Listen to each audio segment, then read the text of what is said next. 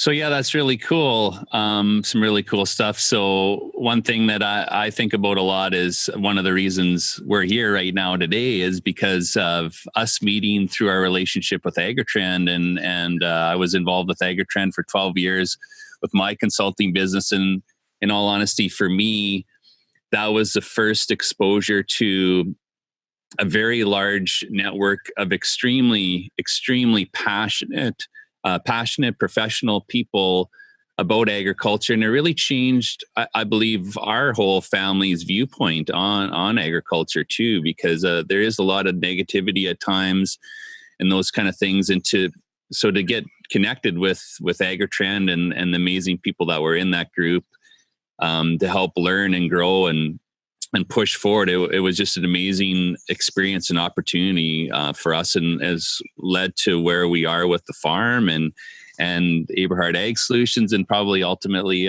this podcast at the same time. So, I'd like you to maybe share a little bit what you feel was a special sauce in AgriTrend, and the transition that you just had, and just some reflection on that. I think a lot of people would be really interested to hear that story.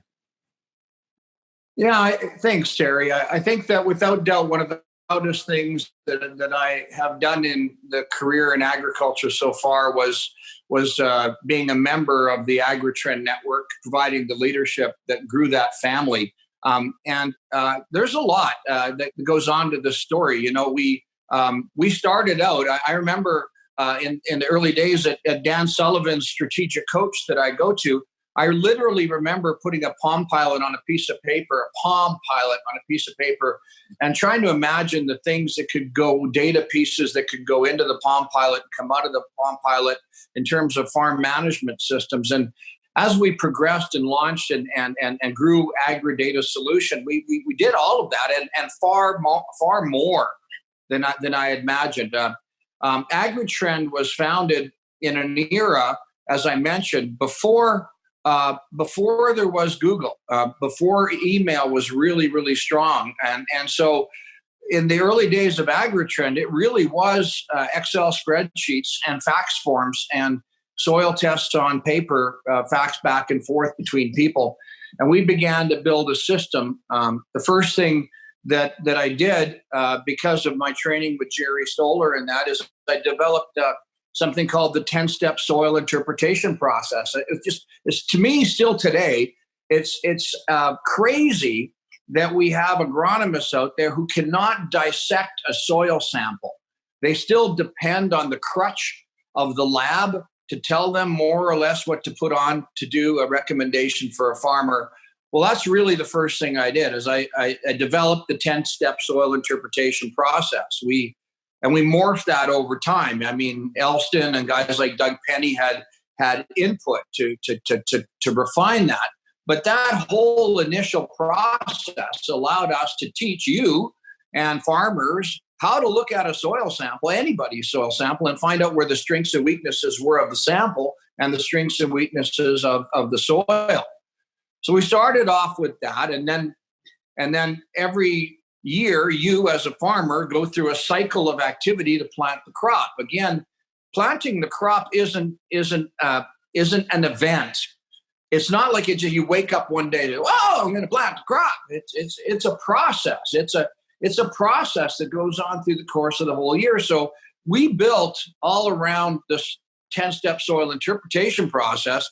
We built something called a system called a strategic crop plan. And it had activities almost in every month that an agri-coach would do with a farmer to get you ready for the planting season and after. And once we had that in position, we had to have a way to manage it. So that began the programming of AgriData on SQL and .NET, and then migrating that whole platform and building it. We always built it for online. We were in the cloud before there was a cloud. And then once we had that all in position, we were able to replicate that process, that strategic crop plan process, and the training. And we were able to replicate that through an AgriCoach program. So that AgriCoach program was all about agronomy and helping farmers to grow better crops. Those coaches, of which you are one, worked directly in the field with farmers, and you were backed by the data system, and you were backed by the senior coaches and master coaches and an administration that helped you do what you did. And as it evolved, we added on market coaches to help market grain, and we added on geo coaches for precision ag, and we added on farm business management coaches. And so with AgriTrend, the total system was grow the crop, sell the crop, manage the money. It was all tied together. And of course, we began to put on events like the Farm Forum event that's still going on today through Glacier Farm Media, and the magazine that we published, the Ag Advanced Journal. So a lot of things happened in that 20 years that I'm very, very, very proud of. Yeah, lots of things. Yeah, and so talk about the transition to Trimble, or the sale to Trimble, and I guess it's kind of what's led now to these new opportunities. Maybe it didn't feel like that at the time, but I think all of us in business and stuff sometimes go through these transitions, and sometimes maybe they don't always go exactly as you think during the time, right? But they also open up new doors and opportunities at the same time. If that's, I think that's stuff that we learned through Strategic Coach a bit too, right? So, yeah. Well, it's interesting, Terry. That's absolutely a great question. I dedicated part of the dedication of the new book is to the AgriTrend family, because what we built over those 20 years was amazing, and that legacy lives on. Because unlike a lot of companies that have employees, AgriTrend's coaches were independent entrepreneurs, and so as we were growing AgriTrend, my board of directors, and again, some advice for people: if you don't have an advisory board for your business, or you don't have a board of directors, get one. That's really, really important. I was the founder of AgriTrend and the major shareholder of AgriTrend. Had a number of shareholders that were in the network that were shareholders, but I reported myself as CEO to a board of directors, and it was an awesome board of directors. Rick Pattison and Peter Lacey and Kim McConnell and Ken Karwande, lawyer from Regina, and then Don Van Houweling, who is a John Deere dealer with 23 stores in Iowa.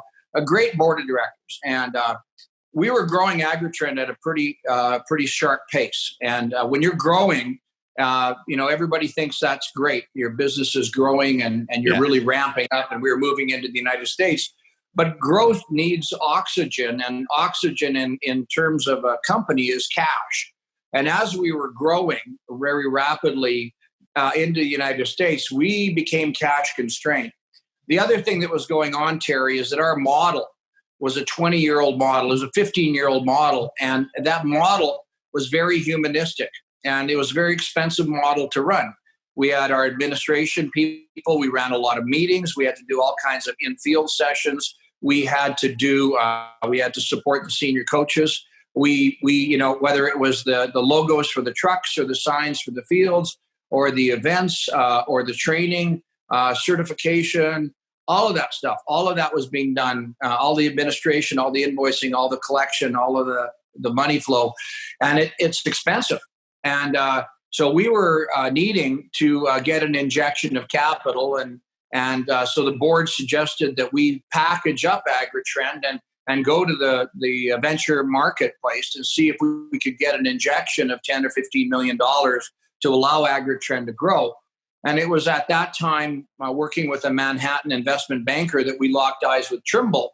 And a couple of interesting things about AgriTrend is we never sold crop inputs. So people say that, we were selling fertilizer and chemical. We never did. We never received compensation for the movement of fertilizer, chemicals, or seed. We never sold equipment. We never bought grain. So we were really agnostic. And for us to work with a partner, some sort of a venture partner, we had to have somebody who was the same personality as us. And so it was during that time that we locked eyes with Trimble. And it was pretty interesting because Trimble is in the technology space in agriculture, but really had a fairly big opportunity in the area of farm data management, and they didn't really have any strategy for precision ag or agronomy inside of Trimble. And so I was working with the mergers and acquisition team, and a guy named Rob and Darren Howie did a lot of work, and we did a lot of diligence. And a small company like ours selling to a publicly traded Silicon Valley company is a lot of work. So we had to get through a lot of diligence, and it looked to me like that was a really good fit. Now, when I thought about if we were to become Trimble, is it good for our farmers? And I really, really felt that it was good for our farmers. I felt it would be good for our coaches. I felt it would be good for our employees, and I felt it would be good for our shareholders. And so the offer came, and we negotiated a bit, and the board said, Rob, this is a good offer. This is a fair offer. And so we transacted. We sold AgriTrend and AgriData and AgriTrend aggregation to Trimble. And that happened in November of 2015. Again, I just completed my period in December of 18 here. So we did that, and I got to say that Trimble is a very honorable company. We had any hiccups that we had to deal with, we dealt with and worked through them. And so I give top notch to the management team, honorable, straightforward. Trimble has done an outstanding job with AgriData, and the AgriData platform, now Trimble Ag Software. You don't even know this, Terry, but apparently it's just been converted into Japanese now. So that platform that we built, Kevin Patterson and that programming team that they built that platform is now available in 15, 16 languages going around the world. And I knew that I couldn't do that, and it would take the muscle of a Trimble to be able to do that. On the other hand, I wish I would have done more diligence in terms of cultural fit between what AgriTrend is and what AgriTrend, our mission is, and how it would have fit inside of Trimble, because I think that we were ahead of Trimble. I think that we as an AgriTrend organization could go to a field and either use biovegetation index maps to do zones, or use EM38 maps for electrical conductivity. We could develop zones and grids and then pull those together into recommendations for variable rate fertilizer and variable rate seed. And then we would develop that all into a script that would go on to a jump drive that had to go into a controller. And that's really where there was a disconnect. At the time, Trimble didn't have any variable rate capability. They couldn't regulate and vary 3 or 4 or 5 or 6 different nutrients at the same time through any of the equipment that we were really running. And there was a gap. I think that was a gap between where we were at and where Trimble was at. And it created tension, because we wanted to be able to help move that technology in the field. And we did. Now, we moved a lot of John Deere variable rate seeders into the field. We moved a lot of variable rate planters into the field. Unfortunately, they weren't Trimble's. And so I think that began some soul searching inside their organization. And they've acquired Mueller since. So they are getting into that whole variable rate world, and are going to do it in a good way, again, starting over in Europe before it comes to North America. So that lag time created a gap in the business plan. And it just became obvious that AgriTrend was not the right fit for Trimble at the time. And, for the record, if anybody out there from the AgriTrend world is watching this, it grieves me that it didn't go the way I wanted it to go, because the plan was to take AgriTrend globally through the Vantage dealer network. And that was always my plan. However, plans change, and that is with strategic coach. They teach us that. And so, Terry, to be really honest, I think I would have licked my wounds pretty hard for about 2 years as I watched what was going on. And I'm really proud of the AgriTrend network. Like Elston Solberg and those guys have picked up a network that converses on agricultural problems called Earth, Dirt, Soil. So that's been taken care of. You and many of the other coaches have accelerated your agri-coaching business. The marketing guys have started up a couple marketing companies. So everybody's bright. Everybody, like nobody is indispensable. I'm not indispensable, but I did grieve for a couple years, and then started to think about what impact could be made on the world. And I go back, Terry, to the work I do with Strategic Coach and the work I do with Peter Diamandis at Abundance 360. They challenge us to think about our moonshots. What could we do? So now that AgriTrend is a part of my legacy, knowing what I know about the strengths and weaknesses of that model, knowing what I know about farming and technology, what would be the next moves for Rob Syke? After the sale of Trimble, people said, "What are you going to do? Go golfing?" And I said, "Well, you don't know me very well." So that kind of leads it, Terry, to where we're at today in terms of what the opportunities are for DOT, for AgVisor Pro, for the Power Farm groups, for the book I'm writing. And I haven't even talked to you about spectroscopy experiments I'm running right now and stuff like that. So, yeah. So it's been a great career, and you look back on that 35 or 40 years of my career, I've been able to build a couple retail businesses and found a bunch of companies. And I look back at all those with a great amount of pride. So, but moving forward, build on that past, right? It's really interesting. I think it's really cool that you shared that, Rob. I mean, for me, being part of that network, I don't think I've ever experienced anywhere the culture and the passion that was within that network with all the senior coaches and the coaches. And we had an incredible amount of fun and an incredible amount of passion. And that just inspired people to do amazing things. And I was very close to all this because I was very passionate about AgriTrend. I was really involved in the work that we were doing as a group with the precision stuff. I was really close with you and many of the other senior coaches like Elston and all the guys. And it was really amazing. And I think that, the thing that made it so amazing was the fact that we were generally all independent. We weren't employees. But that also made it incredibly, incredibly hard to make changes. And I was always in the mindset sometimes that, you have to change. Change is constant.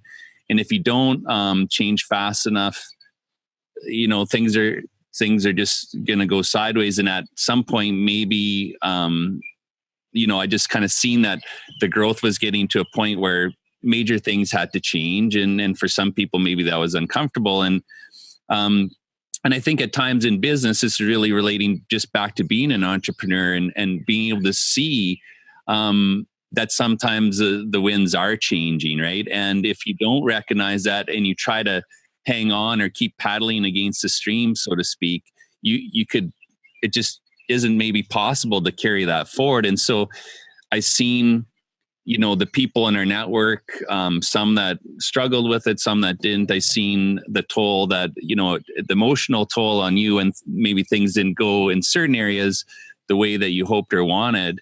But on the same hand, those things you learn from them, and we talked about this through some of that. And at the end of the day, you make those choices that you think are right at the time, and you hope for the best. But when you come out the other side, all of a sudden, now you learned a bunch from the experience.